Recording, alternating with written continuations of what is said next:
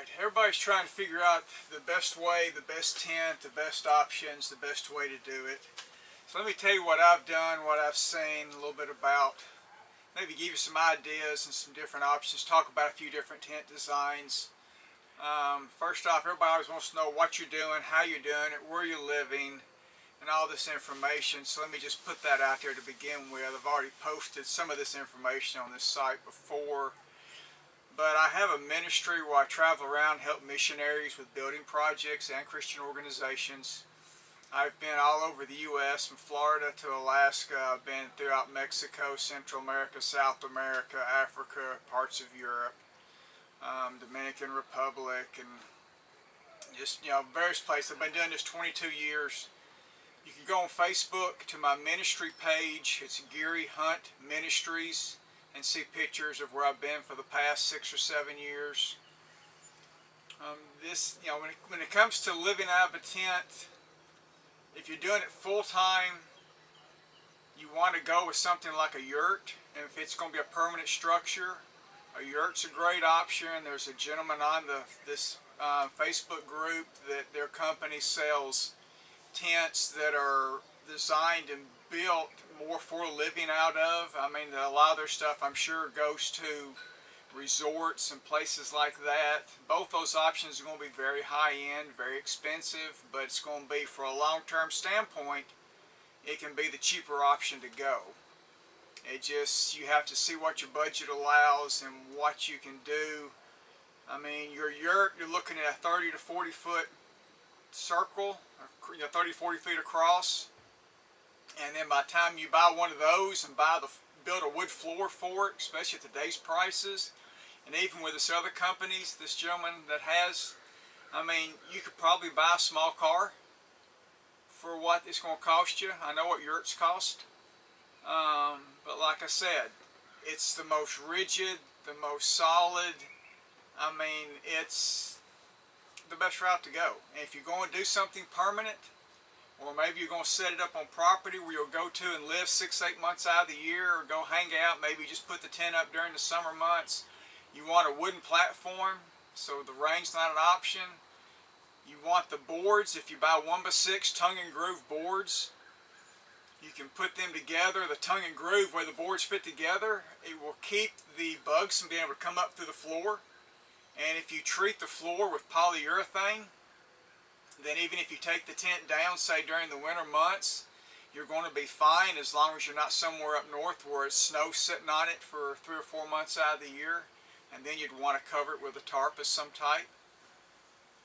But you definitely would want a wood floor and something in a more permanent type structure. A lot of people like bell tents. Bell tents are great if you're just going to sleep in them, hang out in them. But to set up a kitchen in them and do things in them, there's no room. The wall height is shorter. You're going to have something minimum 16 feet across. And then you're still very limited as to what you can do. You can never put up a kitchen like this in it. The kitchen would have to go in the middle of the floor somewhere. For what I do, I don't like bell tents. For what you do, it may fit your need perfectly, and it may be what you like. Bell tents are lighter in weight because they're round. There's less material. There's less space in them. They're typically less expensive.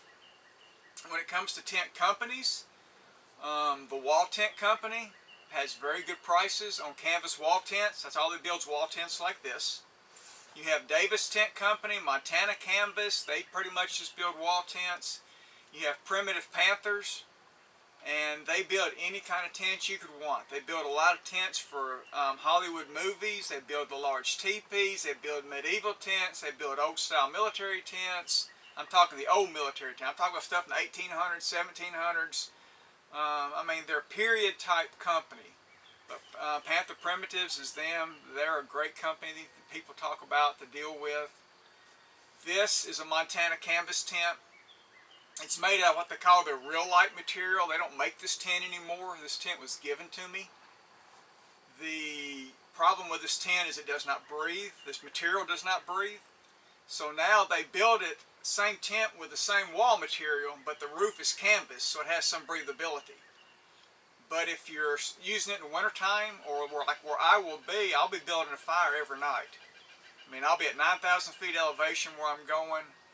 The temperatures there at nighttime right now are anywhere from the mid-20s to low 30s. During the middle of the summer, July and August, the night, the temperatures will still be down in the 40s every night. So, you know, I'll be building a fire every night when I go out there.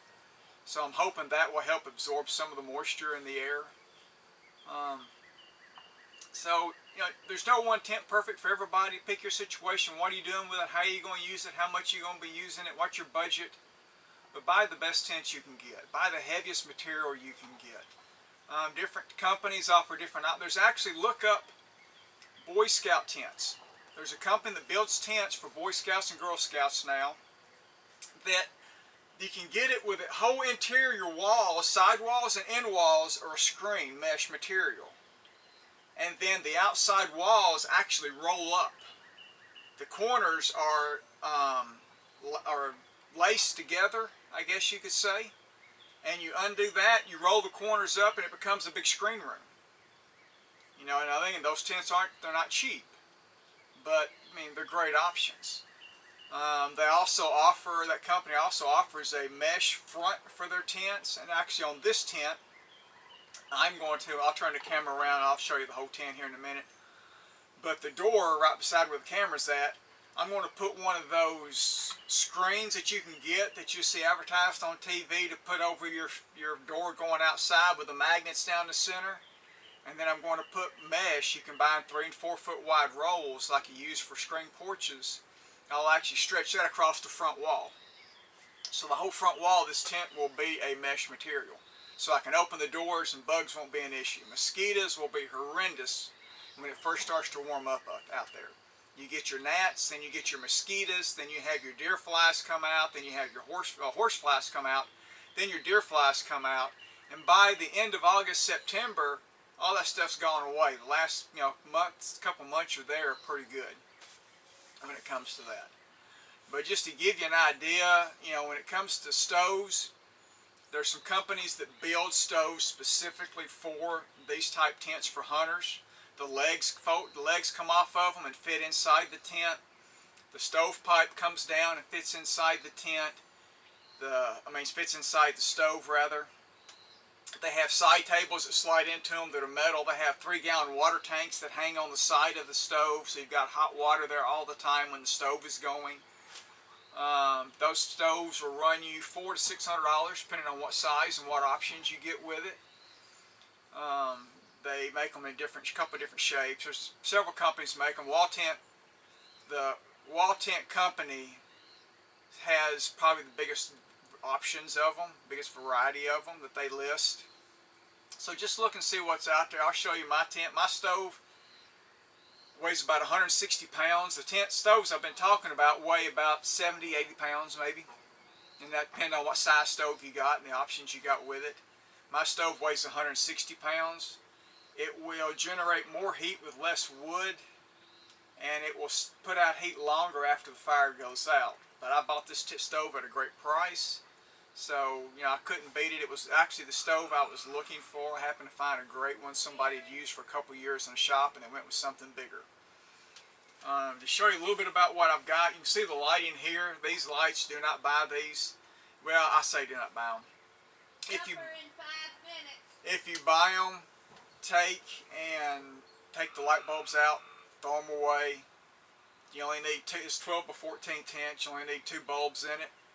You can buy 40 to 60 watt bulbs. They only consume 6 to 9 watts of power. The bulbs that come with these are 13 watt bulbs that put out no power whatsoever. I will actually have, with my solar panels coming in, I'm actually going to come off of my power inverter and put a switch on the wall and then have it run to 2 actual lights. The small round ceramic lights are called a keyless light fixture. You've seen them in your grandparents' house. They're just a round ceramic fixture the light bulb screws into. Some of them have pull chains on them. I'll put 2 of those on the top. Then I'll put a double gain box in the back with two double plugs. I'll have 4 outlets in the box, and I'll have 2 outlets up here on the front. Basically, this tent does not have a floor in it. Right now, I just got my floor in the other day. You want to buy, the tent company sell an 18 mil vinyl tarp for their tent, for the floors. And the 18 mil is what you want, supposedly, for the floor. You can buy 22 mil also, but the heavier it is, the more expensive it gets. One that heavy, the one I've got is 18 mil. It's 15 by 20. I bought it, it's bigger than what I need, but it's an odd size the company had. I don't know if they miscut it or what they did, but I bought it half price. I paid $150 for it. For 15 by 20, it was regularly $320. I'll just cut, you know, for lengthwise, it'll be perfect for me. Widthwise, I'll have to cut the extra 7 feet off. I'm going to do mine so the floor comes up about a foot on each side. So then the bottom of the walls of these tents have what they call a mud flap. It's a piece of vinyl, regardless of what your tent's made out of, it'll be a vinyl material, and it's designed to lay down flat, and you pack snow on top of it in the wintertime, or you can pack mud and dirt on it during the summertime, and it just kind of helps seal the tent. I'll run the floor up the side of the walls, then I'll take that mud flap and fold it up underneath the floor. That way it'll make this tent totally waterproof. Nothing can get in. So that's for the floor. For the roof, for a tarp, for the roof, you do not want that heavy of a tarp. My tarp I've got in for the roof is 11 mil. That's about as heavy as you'd want to go with, really. I bought a 20 by 24, which gives me an 8-foot porch on the front of this tent, and it hangs off the back about a foot as well. And that cost me under $100 with shipping. So give you an idea of what, and you want a rain fly for your tent. If you buy a wall tent, you want a rain fly. If you've got a stove, you want a rain fly. When I turn it around, you'll see and show the tent, you'll see little black pieces of tape all over the roof of this tent up here above the stove. That's where hot embers have come back down and burned holes in this tent for the previous owner that had it. With a rain fly on it, it doesn't matter. They'll cover that up. The rain fly also protects the roof from the UV rays and just helps the tent to last longer. I mean, it's a big investment. A tent this size from the Wall Tent Company, I think just the tent's like $550 to $600 for 12 by 14.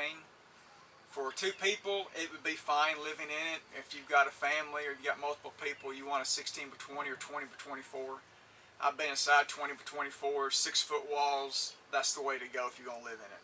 It's going to be a permanent structure, nothing any smaller. You could actually take 2 tents. All the tents built nowadays, pretty much, have got 2 doors in them. Code requires that in a lot of states. In case your stove catches on fire, you can't get out the door because the front of the tent's on fire, so you'd have to go out the back. You just take a knife and cut a hole in the side of the tent and go out the side of the tent if you need to. But you could take 2 tents and put them end to end. Have the doors, you could take the rain fly, have it connect over the top of both of them, so rain can't come in. You can have them opened up. You can have the kids in one, adults in the other, one to sleep in, one to live in. I mean, pick your options, kind of how you'd want to do it. You know, for me, I'm in this tent by myself.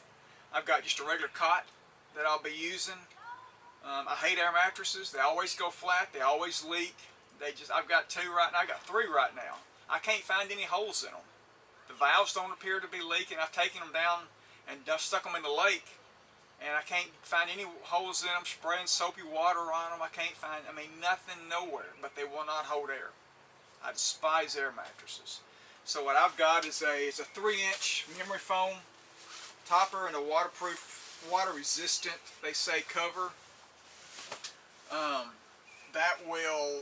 They're just designed by a company. There's a lot of companies that make them. They're designed to be used for extra beds in your house when you need them. They roll up. They don't roll up real small necessarily. As long as all this you see will fit in the back of my pickup. A full-size truck with an 8-foot bed with a topper. Everything here will fit in it, plus my dishes, my tools, and other stuff that I'll be taking with me. This is actually my kitchen table. Fits on top of my chair. It's got cleats so it can't come off. Stays there. Put my computer on it, book on it, read, do whatever I need to. The mattress here, I haven't slept on it overnight. I just got it in the other day, but laying on it, I don't feel the cot. It appears to be very comfortable, like it's going to work. I think Better Habitat, I think was the name of the company that built this one. I think it's like 150 bucks. So that gives you an option, you know, just a regular chair, fold-up chair. This one's got a side table, side shelf with a holds cups perfectly. Neat little table. You can buy these at Northern Tool. If you need something to carry with you, for people who do this and travel around, Gary, it's ready. Untitled. You can fold it up, open it up. It's rated for 1,000 pounds. I use it, they're sold as work tables. I use it as a work table when I work. It does a great job. Works perfect for it. I've got a compressor fridge. Goes down to, what is it, -2 degrees Celsius, which is about 30 degrees Fahrenheit. It won't freeze stuff, but it'll take frozen stuff and keep it frozen for a long period of time. And one of these running off my car battery, this stays in the front of my truck when I travel, stays in the cab of my truck. Well, my truck's battery will run it for 4 days before I start having a problem with it starting my truck.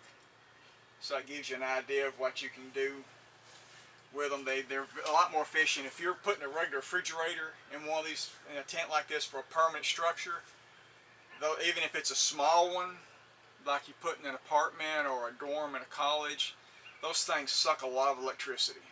I mean, your refrigerator's the third largest consumer of electricity in your house. Your HVAC unit's the first, your heat and air unit, your water heater if it's electric, and then your refrigerator. Your stove uses a lot when it's on, but it's not on all the time. So if you're in a situation like this, you're going to use a propane stove anyways. My kitchen setup, I bought it at Cabela's. They don't make them anymore. It was a closeout several years ago. It folds up to about a 4 foot by 4 foot bag it comes in. It's heavy. It did not come with this countertop. I built this. The countertop it had was just a metal top like this. I built this, cut it out, put a 15 by 15 vegetable sink in it, faucet. I'll get the camera and show you a close-up view of it here in a minute. 1 burner propane stove, which runs off of a 20-pound tank that's underneath my table over here, my workbench. So I can basically go, you know, just using that, gosh, I'll be able to go 4 or 5 months if I'm having to fill it. I'll do some of my cooking off of my wood stove as well when I'm using it. These open up, and they've got shelves in them. I'll just leave that open so I can show you with the camera. Food, because the clothes go in this side, some clothes, food goes in this side. The advantage of having a wood frame is I'll actually run a dowel rod across, which is what this dowel rod here is for. I'll take and cut it to length. I've got some brackets. I'll take and run it between this brace and that outer brace, and I'll hang my clothes need to be hung up. Will be hung up there, out of the way. I've also taken PVC pipe. When I'm in Mexico, I stay in a 9 by 14 concrete building, which is basically it's an outbuilding, which is a little smaller than this, and I take the same kitchen, fridge, the cot with me down there, and the table and my chair. I don't have to have a stove. I don't take my workbench with me because I'm down there. I've got a complete shop set up down there. But so these same accommodations will go down there with me when I'm in Mexico. The sink set up here, of course, this has got a place you can hang some cups. You can hang utensils. My cooking utensils will hang from this. Dishes will go underneath on the shelf. My water system here, it's a 16-gallon. It's a portable sprayer that they use to spray gardens and stuff with. You put it on the back of a four-wheeler. This one's made by Harbor Freight. Northern Tool builds one, which is actually a better sprayer. It's a little more expensive, and they build them in all different sizes. I paid about $100 for this one. Northern Tool builds them in 16, 25, they go up to 40, 50 gallons, as big as you want to get. And theirs are actually probably a little better. The pressure on theirs is higher. This is rated at 40 pounds of pressure, which is basically what your house will run, 40 to 50 pounds of pressure, but this does not have that much pressure to it. But it's got plenty for a sink. If you're going to use a shower, you'd want the one from Northern Tool. It's got higher pressure and it's got a regulator so you can turn the pressure down if you don't need as much as what it has.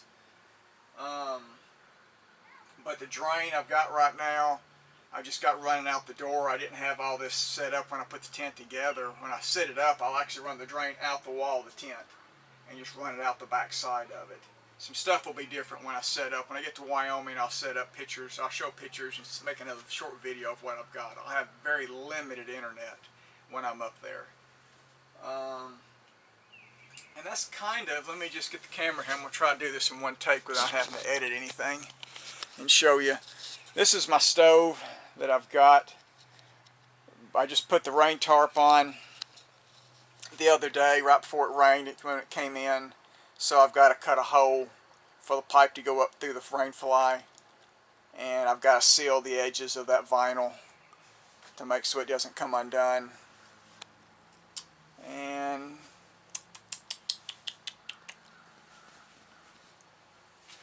there's a lot of companies that build these compressor fridges. This one's made by Costway, I believe it is.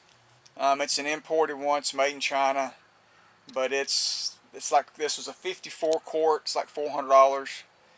Domatech, and there's some other companies that build them in the U.S. They're $1,000, $1,200, and you can buy them in different sizes. You can buy them bigger, you can buy them smaller.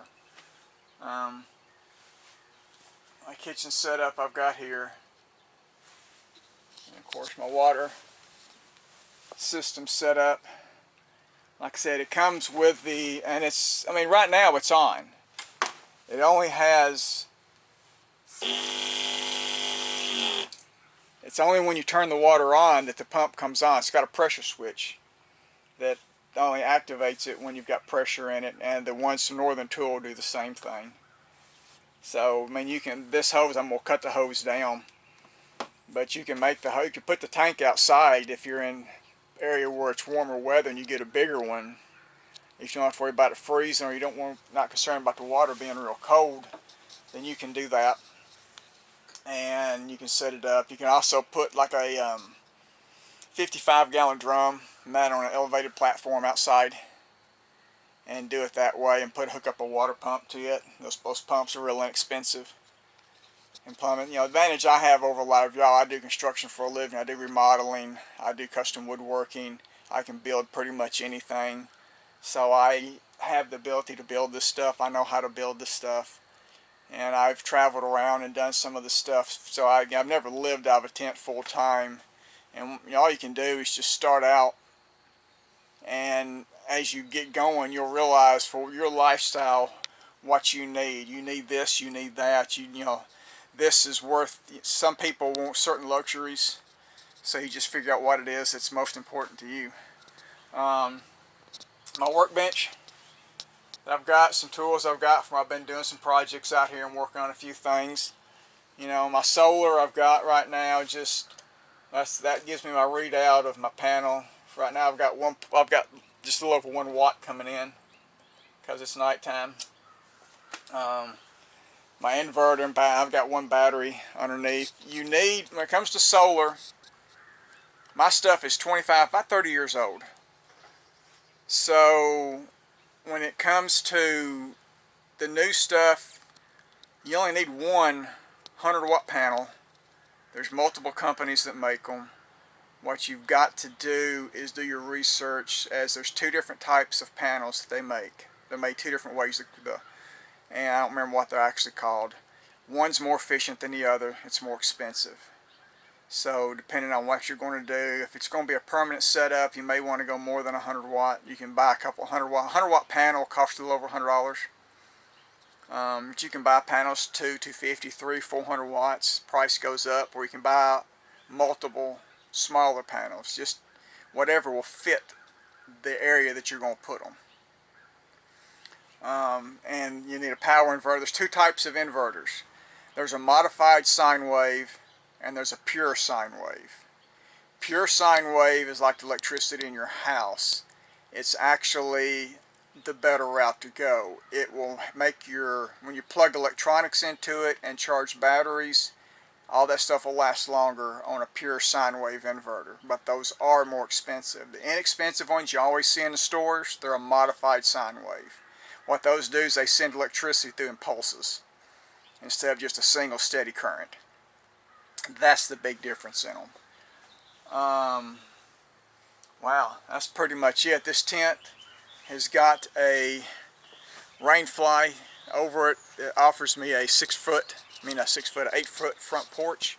And this tent, like a lot of your wall tents, are designed to be set up with actually just a log going through the center of it. So my front ridge beam, I extend all the way out. I've got this pole, which is, I mean, this is as solid as it needs to be. And give you an idea of what it looks like down the sides. It's 24 feet in length. When I get to Wyoming, I'll actually have everything set up a little differently on the outside and staked down differently, because I'll be on BLM property and I will have a tent set up on BLM property for 4 to 5 months. I've done it before where I'm at. I don't think they're going to say anything because of what I'm doing, and I'm right next door to the property, the private land where I'm working. There's no place on the private land because if it's a Christian camp. They use every square inch that they've got, so there's no way for me to set the tent up there. It's never been an issue, and they're very strict out there on the camp and what they do, because we're in the middle of there's 100 acres in the middle of the Bridger National Forest. It's private land. This camp owns 20 acres of it, and that's where I'll be. You know, if you're going to be on BLM property, check with the rangers. I've heard people say that in some places, yeah, 2 weeks is all you can stay, they'll run you off. If you're out in the middle of nowhere, nobody's going to know you're even there. I'm not an advocate of saying break the law. Check with the ranger station, see what they say, see what they, you may be able to get a permit to stay longer. You definitely can't set up a permanent camp. But to tell them you want to come out there and stay a month or stay 6 weeks or, see what they say. There's a good possibility they'll say, yeah, you can do that. We just need to know ahead of time or, whatever the case is. I don't know. When it comes to bathrooms, I'll give you a little. You can buy a portable toilet that is actually, they're in 2 parts. You have the seat part and the storage tank up top for the water. Then the bottom part is for the black water. And after you fill the bottom up, the bottom tank comes off, and when it comes off, it's totally sealed. And they use these some in some high dollar campers. The tank is a cartridge that slides in. When it slides in, it engages and opens up, and then when you pull it out, it seals it. This works the same way. You pull it out, seal it, you take it out, and you dump it somewhere. If you're out in the middle of nowhere, you dig a hole and you dump it, and you got to be so far away from streams and any existing ponds or water. But that gives you an option for a toilet in a situation like this. For a shower, I mean, you can hook shower up to my portable water system. And then you can do all sorts of stuff. I mean, you can take PVC pipe and make you a circle and put your shower curtain on it. And if you're outside, you can just hang that up and let the water fall on the ground. You can do it inside and have a tub. I mean, you can take a sponge bath, which is what I do a lot of times. The shower where I'll be at, I'll have to walk 300 feet to get to the showers, so I won't always use them. I'll take showers here in the tent most of the time.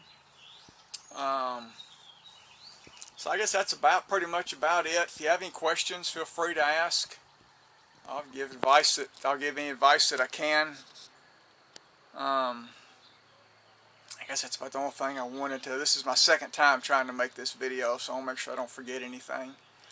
So just ask questions. I've probably left something out that I meant to say. But just everybody have a good time. Enjoy the outdoors. And I mean, buy you a couple acres of land out in the country, put your tent on it. Always check codes to make sure you can do it though. Some places, even outside of the city limits, will not allow, in some counties, you to do that for a permanent structure to live out of. You just have to figure out and see what you can do. Check with the local codes. I always check in advance, because last I've dealt with codes departments, some of them are nice to deal with, some of them are not. You just never know, and last thing you want to do is get something set up, buy a piece of property, get something set up, and then them come in and say, yep, can't do this. So get out and enjoy the tent life, and we'll see you on the road.